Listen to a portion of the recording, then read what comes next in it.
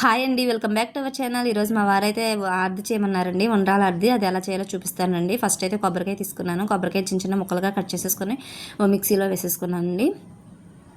Mixie పట్టేసి పక్కన పెట్టేసుకున్నాను. ఇంక ఈ లోపు అయితే ఉండ్రాల గురించి అయితే నేను పిండి అయితే ఉక్కించుకుంటున్నాను. ఫస్ట్ అయితే ఒక గిన్నె పెట్టుకొని అందులో బెల్లం ఉప్పు కూడా వేసుకొని పిండిని అయితే ఉక్కించుకోవాలండి. అంటే ఉండ్రాలు చప్పగా ఉండకుండా ఉంటాయని మనం బెల్లం వేస్తాము.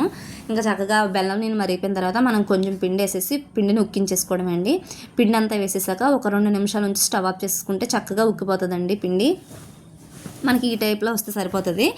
చక్కగా పిండి అంతా కూడా చల్లారిపోయాక మనం ఉండ్రాలు తాలికలు చేసేసుకోవడమే అండి. ఆషాఢంలో ఎక్కువగా చేస్తారు అది. నేను ఆషాఢం వెళ్ళాక చేశాను అనమాట.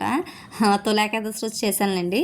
మళ్ళీ ఇప్పుడైతే చేస్తున్నాను. మా వారు ఆ రోజు తినలేదు, అందుకని మళ్ళీ చేయమన్నారని ఇప్పుడైతే చేశాను. చక్కగా ఉండ్రాలు తాలికలు చేసేసుకున్నాక ఇదిగోండి ఈ టైప్లో అయితే చేసుకోవచ్చు. చేసేసుకున్నాక మనం ఏ పిండి ఉక్కించుకున్నాం కదండి, అదే గిన్నెలో మనం కావాల్సినంత వాటర్ వేసుకొని కొంచెం బెల్లము కొంచెం పెసరపప్పు మనం మిక్సీ పట్టుకున్న కొబ్బరి కూడా వేసేసుకొని అన్నీ కూడా ఒకసారి కలిపేసుకొని మనం మూత పెట్టుకోవాలండి. ఒక 5 నిమిషాల పాటు మూత పెట్టుకుంటే చక్కగా మరుగుతాయి. అప్పుడు మరిగిన తర్వాత మనం ఉండ్రాలు తాలికలు చేసుకున్నాం కదండి, అవి అందులో వేసేసుకొని మళ్ళీ ఒక 5 నిమిషాల పాటు మూత పెట్టుకుంటే అవి చక్కగా ఉడుకుతాయండి. ఉడికిపోయిన తర్వాత అందులో కొంచెం సాల్ట్ వేసుకొని మనం పిండి కలిపి వరిపిండి అయితే వాటర్లో కలుపుకొని వేసుకుంటే సరిపోతుందండి. అది ఆ వీడియో అయితే మిస్ అయింది ఇందులో. అదిగోండి అలా అంతా పలచగా ఉంటే చక్కగా మనం ఉడికేటప్పుడు కొంచెం చిక్కపడుతుంది. అందులోనే కొంచెం యాలక్కాయ పొడి వేసుకుంటే రెడీ అయిపోతుందండి. నా వీడియో నచ్చితే సబ్స్క్రైబ్ చేసుకోండి.